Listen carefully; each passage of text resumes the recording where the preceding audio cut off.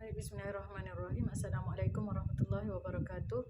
Jadi masih lagi dalam topik yang sama, saya nak berkongsi berkenaan tajuk nun mati dan tanwin, atau nama lain dia nun sakinah dan tanwin. Perkara yang sama ya. Jadi dalam tajuk nun mati dan tanwin ni ada dua keadaan, sama ada perlu dibaca dengan dengung atau tak perlu dibaca dengan dengung. Baca dengung, tak perlu dengung. Dua cara. Jadi untuk tajuk yang saya nak kongsikan ni berkenaan tajuk izhar halki. Maksud izhar adalah jelas. Jadi apa yang nak dijelaskan dekat sini merujuk kepada tajuk dia. Jadi apa yang nak dijelaskan kat sini? Bunyi nun mati. Tajuk kita nun mati dan tanwin ya. Jadi jelaskan sebutan nun mati. Jadi cara bacaan nun mati yang izhar halki ni macam mana? Tak dengung, tak perlu baca dengung. Tak dengung dekat sini bukan maksud kita buang bunyi nun tu. Tak dengung dekat sini maksudnya kita hanya perlu jelaskan bunyi nun tanpa memanjangkan bunyi nun tadi. Atau kalau saya tukar dia jadi huruf konsonan, dia adalah huruf N. Jadi tak perlu tekan bunyi N tu lama-lama untuk menghasilkan bunyi dengung. Jadi N tadi dibaca dengan bersahaja-sahaja. Baik, jadi dekat situ saya letak bunyi huruf yang kita perlu jaga. Contoh yang ada dekat situ nun mati dan tanwin. Jadi saya pergi yang atas dulu, huruf nun yang ada tanda sukun. Macam mana nak cam bacaan tu, bacaan izhar halki dalam Quran.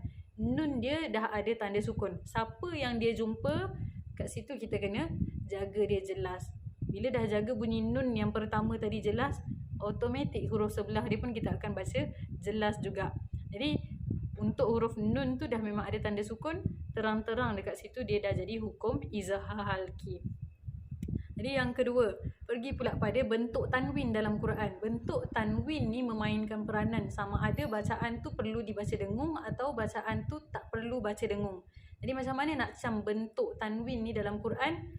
Dekat mana perlu dengung, dekat mana tak payah dengung. Satu, saya akan kongsikan cara macam mana nak cam dia tanwin yang sekata. Saya istilahkan dia tanwin sekata berdasarkan line yang saya akan buat sekejap lagi.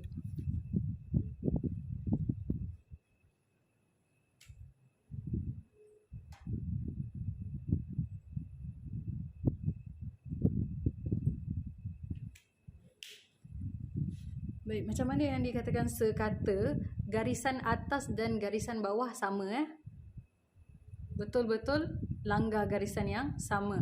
Untuk baris atas, baris bawah, barisan atas, barisan bawah dia palang tu kita buat dia jadi sekata. Kalau untuk bentuk baris depan pula, dia akan jadi bentuk 69.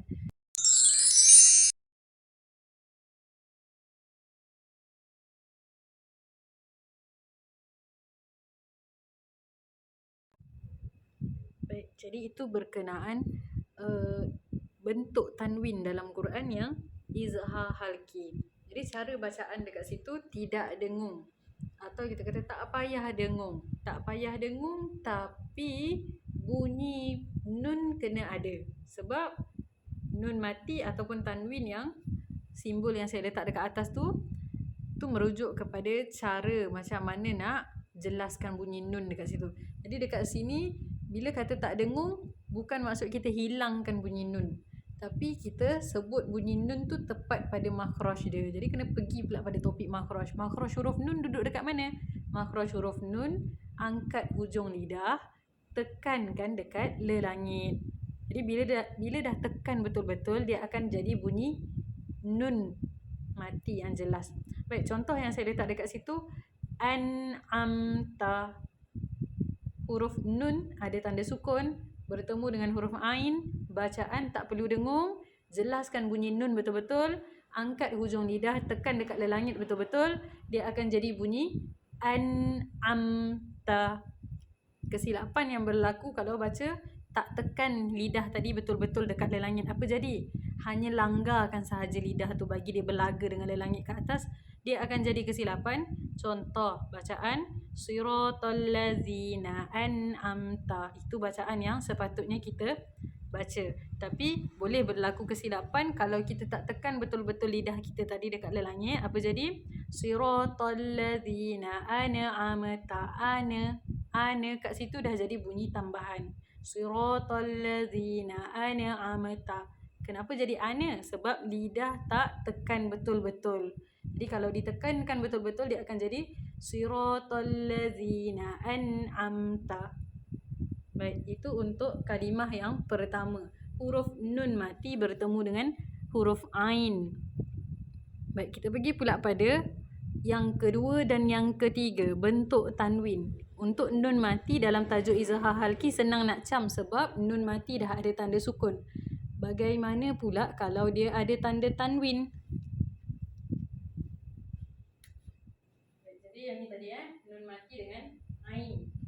Nun dah ada tanda sukun, automatik huruf sebelah terus baca jelas. Baik, untuk tanwin pula macam mana? Kita fokus pada tanwin yang ada dekat sini. Satu saja. Jadi tanwin dengan hamzah. Arbaban. Macam mana nak tahu yang ni, yang tanwin dekat sini kena dengung ataupun tak? Cuba ikut garisan yang ni. Ini untuk permulaan lah, macam mana nak kenal. Jadi untuk yang dah kenal boleh terus baca sahaja. Baik. Jadi garisan dekat sini akan dapat sekata arbaban, tak perlu baca dengung. Arbaban ya'murukum. Baik, itu untuk yang tanwin baris atas. Macam mana pula dengan tanwin baris depan? Wasi'un alimun. Tanwin yang ini merujuk pada tanwin izhar. Tanwin yang ini tanwin baris depan juga, tapi bentuk dia dah tak sama. Maksudnya bila dia tak sama, dia bukan dalam tajuk ataupun bukan dalam kategori izhar, bukan dalam kategori bacaan yang tak payah baca dengung. Jadi dekat sini tekankan dia betul-betul bunyi nun mati. Wasi'un, lidah tekan dekat lelangit betul-betul. Jadi wasi'un alim. Kalau baca berhenti. Baik.